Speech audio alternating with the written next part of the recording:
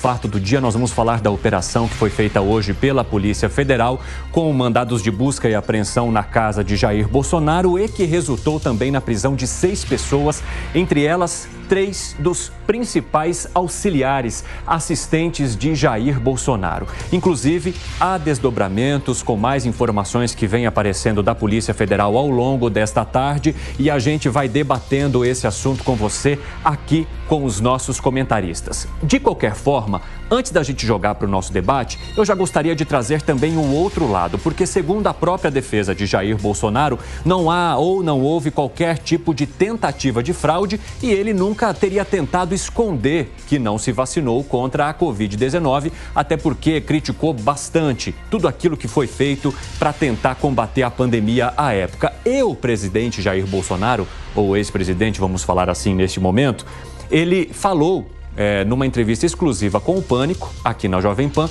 A gente vai trazer um trecho exatamente para ouvir todos os lados por aqui. No tocante à fraude, da minha parte, zero. Às vezes que eu viajei pelo mundo, se não me engano, uma vez foi para a Itália, se não me engano, até eu perguntei para a minha assessoria, né, se era exigida a vacina. Ele fala assim, eu não lembro se foi a Itália.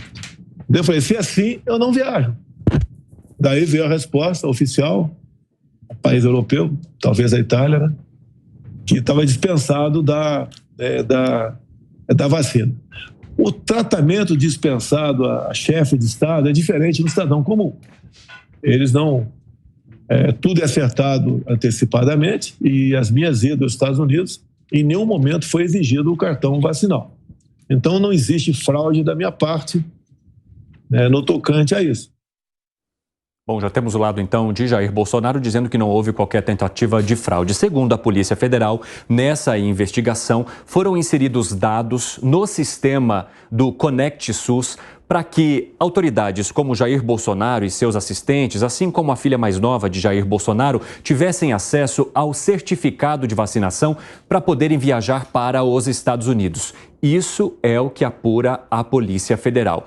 E justamente para trazer as novidades, eu quero falar agora com o Bruno Pinheiro, que está em Brasília acompanhando toda essa operação, toda essa repercussão. Pinheiro, eu queria entender de você o que a Polícia Federal foi confirmando ao longo da tarde. Há, de fato, a informação de que esses certificados foram falsificados e aí agora eles vão tentar descobrir de que forma que agia essa união de pessoas que trabalhava nessa fraude? Muito bem-vindo. Exatamente, Evandro, você uma ótima semana, sempre uma alegria, uma honra, uma satisfação, só para a gente entender que na residência do ex-ajudante de ordens de Jair Bolsonaro, a polícia encontrou então esse comprovante que foi adulterado, ou seja, essa informação que foi inserida de forma ilegal e estava na residência do ex-ajudante de ordens. Isso vai ajudar a essa implementação da operação que iniciou nesta quarta-feira. Na mesma residência, a polícia encontrou também uma quantidade em dinheiro avaliada em aproximadamente cerca de R$200 mil que estavam dinheiro em espécie na residência do ex-ajudante de ordens, que foi ouvido aqui na sede da Polícia Federal. Ele ficou em silêncio, aliás, é um direito de quem está sendo ouvido. Ele ficou em silêncio, não respondeu, já seguiu essa orientação dos seus advogados. Já foi retirado aqui também desse local onde essa oitiva aconteceu. Ele foi retirado em viaturas do comboio da Polícia do Exército, já que ele é um oficial do Exército, onde ele vai ficar aguardando todo o desenrolar dessa operação. O depoimento de Bolsonaro, que era aguardado hoje, os advogados alegaram que estão acessando esses autos e logo na sequência ele será ouvido. A gente continua acompanhando de plantão aqui na Polícia Federal. Evandro. Muito obrigado, Bruno Pinheiro. O espaço está aberto para você, é só nos chamar. Vamos lá então já jogar para o nosso debate. Nós temos 3 dos principais auxiliares presos nesta operação da Polícia Federal. São eles o tenente-coronel Mauro Cid, Max Guilherme e também Sérgio Cordeiro. Celular de Jair Bolsonaro apreendido para que haja uma apuração da Polícia Federal e essas informações que vêm agora de que fato teria havido uma fraude nesses registros feitos no sistema para que esses certificados fossem emitidos. De que forma que isso cai hoje para Jair Bolsonaro e seus auxiliares? E eu começo contigo, Gustavo Segré. Obrigado, Evandro. Chama muito a atenção, primeiro, estamos falando de um ex-presidente. A questão é delicada do ponto de vista da operação em si. Bem um dia depois da falida tentativa do governo de apurar essa votação das PLs. De qualquer maneira, chama atenção também, e devemos ser objetivos e cuidadosos nesse momento, que um auxiliar de um presidente desconhece qual é o salário que ele tinha, tenha 200 mil reais na casa dele. Chama atenção. Mas, de qualquer maneira, são coisas que a Polícia Federal deverá investigar e poderá concluir em relação a esse processo de investigação. O que sim me parece é que Bolsonaro já falou inúmeras vezes, foi criticado por isso, que ele não estava se vacinando, que não ia se vacinar, que era contra a vacina. Então não vejo a necessidade de ir a uma operação tão direta contra o ex-presidente para checar se ele tinha fraudado a questão da vacina. Até porque, imaginemos por um momento, qualquer pessoa viaja, nós viajamos para um país. Já viajei para países onde era solicitado o passaporte de vacinação. Inclusive, estando fora para entrar no Brasil, era pedido o passaporte de vacinação. Então você tinha que entrar, ou tinha o print, que às vezes não era suficiente, ou você tinha que entrar no momento que era solicitado ao SUS ou ao governo de São Paulo, dependendo qual era o estado provincial que a pessoa residisse, e tinha que mostrar que tinha 2 doses, ou a terceira, ou a que tiver. Eu não vejo que um presidente da República tenha que andar mostrando o seu celular para fazer migração num país. Não é assim. Quem faz tudo isso era a questão protocolar, que é para isso que faz. Então, qualquer coisa que pudesse ser buscada, não imagino que estivesse no celular do presidente. E da mesma maneira que foi solicitado o celular da ex-primeira-dama, me parece que poderia ter sido feito a mesma coisa em relação ao celular, porque estamos falando de um celular de um ex-presidente, não estamos falando de um celular de um cidadão qualquer. E por último, para concluir, todas as questões de possíveis delitos devem ser investigadas e as pessoas que cometem delitos devem responder por esses delitos, independente de que ideologia tenha, o cargo que ocupou ou quem for. Mas me chama essa memória quando a ex-presidente Dilma Rousseff fez na canetada um decreto nomeando chefe da Casa Civil a Lula e nada aconteceu. Então, é uma questão meio confusa, porque, tá certo, naquele momento não estava o ministro Alexandre de Moraes no STF. Mas é preciso que estivesse Alexandre de Moraes para que isso poderia ser investigado na época? Essas são as questões que às vezes deixam uma sensação ruim, porque tem um ataque muito forte e deve ser investigado para um lado, mas o outro está tudo bem. Você enxerga que poderia haver certa fragilidade jurídica neste caso, hein, Fábio Piperno? Boa tarde a todos. Não tem fragilidade jurídica, até porque eu nunca vi nenhuma operação da Polícia Federal feita à base do nada, não é? Brotou na imaginação de alguém e foi lá e fez uma operação. Veja, o Segré, ele levanta uma série de pontos, e com os quais eu concordo com alguns, discordo de outros. No caso, por exemplo, da nomeação do presidente Lula, ela foi, inclusive, cancelada, ela foi suspensa por Gilmar Mendes, que depois, anos mais tarde, se declarou arrependido de algumas medidas que ele tomou naquele momento. Lula seria nomeado exatamente para trabalhar no Congresso, para tentar os votos suficientes para livrar a Dilma da cassação, ele que tinha muito mais trânsito do que ela entre os parlamentares. Mas veja, em relação, por exemplo, ao Tenente-Coronel Cid. Tenente-Coronel Cid é assim, caçapa cantada de todos os escândalos que envolvem o Bolsonaro. Inclusive no caso das joias. Opa, Coronel Cid foi quem, inclusive, tentou, no dia 28 de dezembro, articular aquela última... Aliás, quem tentou não, quem articulou aquela última tentativa de resgatar as joias em Guarulhos, recrutando uma pessoa lá do seu staff para viajar para São Paulo para tentar a negociação, felizmente muito mal sucedida, porque o funcionário da Receita Federal se mostrou alguém absolutamente seguidor das regras do jogo e incorruptível. Aí tem a questão do celular da primeira-dama. Isso já foi, inclusive, resolvido, né? A primeira-dama está lá com o celular dela. Sim, não foi apreendido. Até porque, exatamente, ela não foi citada pelo STF.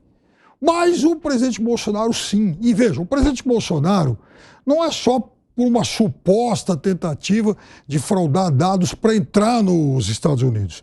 Ele, como presidente da República, não precisava, ele estava dispensado da apresentação desse documento por conta aí das regalias diplomáticas. O presidente Bolsonaro, não vamos esquecer, ele esteve, por exemplo, na Assembleia Geral da ONU em 2021.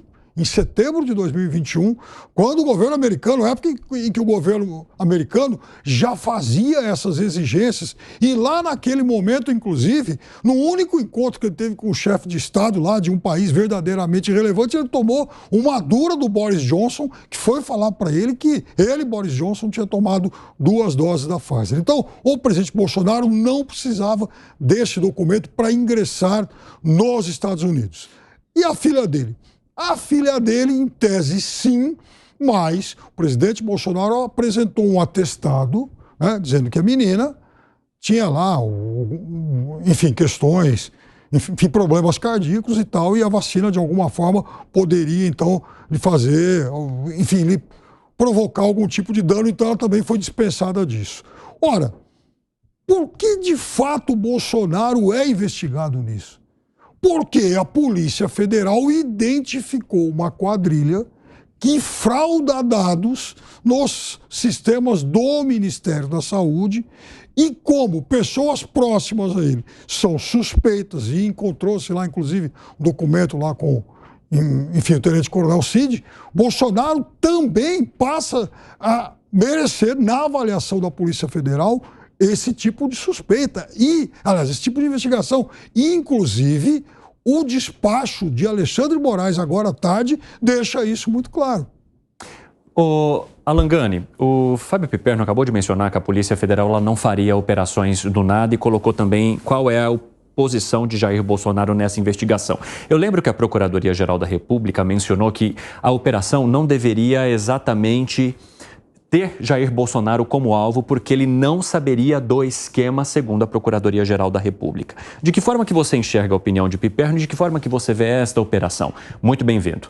Boa tarde novamente, Evandro, a toda a nossa audiência. O Piperno disse que não há fragilidade jurídica. Eu vou começar a minha fala apontando as fragilidades jurídicas.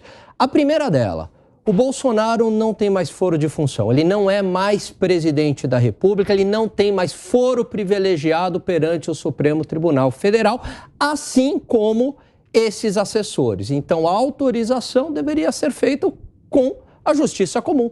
Como foi com o presidente Lula? Os crimes cometidos à época, que a Lava Jato, no rol ali da Lava Jato, que descobriu, enfim, foram julgados pelo juiz Sérgio Moro na primeira e na segunda instância. Justiça comum.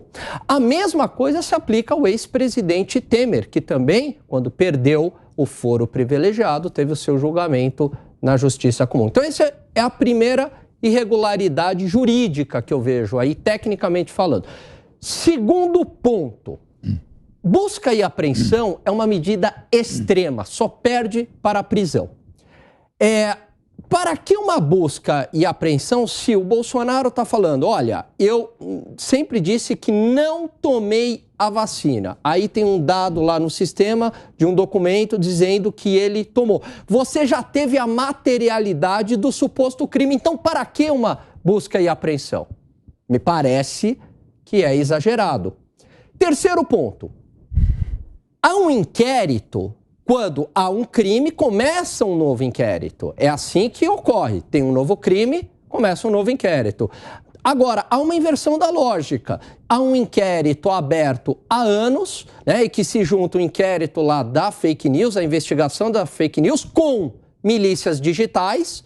E aí, você vai jogando todos os crimes dentro desse inquérito. O que tem a ver vacinação com milícia digital ou com fake news? Absolutamente nada a ver, né? E você vai jogando para dentro, então não existe esse inquérito perpétuo, esse inquérito aberto. Teve um novo crime, ou uma suspeita de um novo crime, acredito que deve haver sim uma nova investigação num novo inquérito autorizado pela Justiça Comum. E por fim, finalizo a minha fala com: qual é o interesse público em relação a isso. Segré, o que você gostaria de colocar?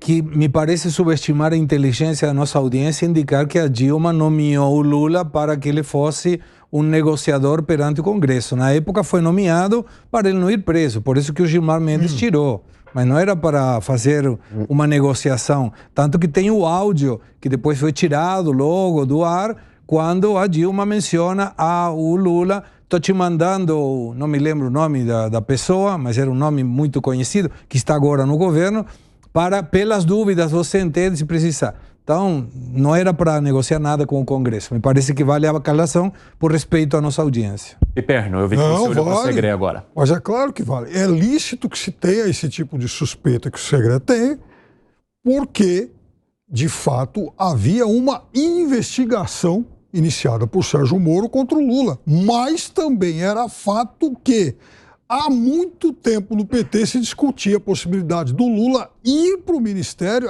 exatamente para negociar com o Congresso. A Dilma precisava dessa articulação política e não tinha.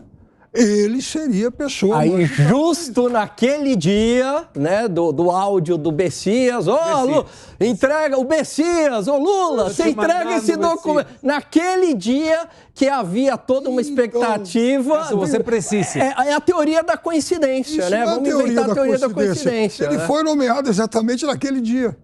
Naquele dia ele foi nomeado. Pois é, você já entendeu.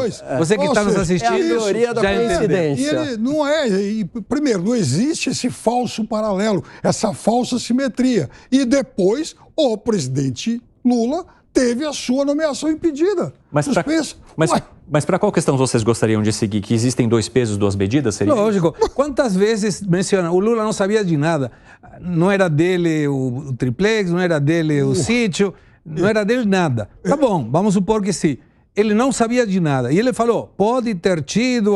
Falou o presidente Lula, na época. Pode ter tido caso de corrupção, sim. Tem muitas pessoas que afirmam isso. Eu não sabia de nada. Então, por que o Bolsonaro deveria saber se tinha caso de corrupção? E não estou dizendo que seja tirado de investigação. Tem que ser investigado, perfeitamente. E como que você vê a questão da Procuradoria-Geral da República mencionar que a figura de Jair Bolsonaro, neste momento, não seria necessária para essa investigação? Mostrando o limite que a justiça está indo, extrapolando provavelmente a sua fala. E você, Piperno, como vê essa manifestação da PGR? Não, primeiro que o Bolsonaro precisa saber se ele tomou ou não morfina quando ele fez essas declarações de que ele é, enfim, inocente. Porque outro dia, mentiroso como é, ele disse que tomou morfina. Por isso, então, ele não se lembrava do episódio lá envolvendo a Joyce. Então, ele é um cara, a publicação. Exatamente, a retuitada lá do vídeo. Então, no caso de 8 de janeiro. Exato, então precisa ver se o presidente estava com as suas faculdades mentais, né, em plena atividade, porque ele parece que é alguém um pouco vulnerável a isso também.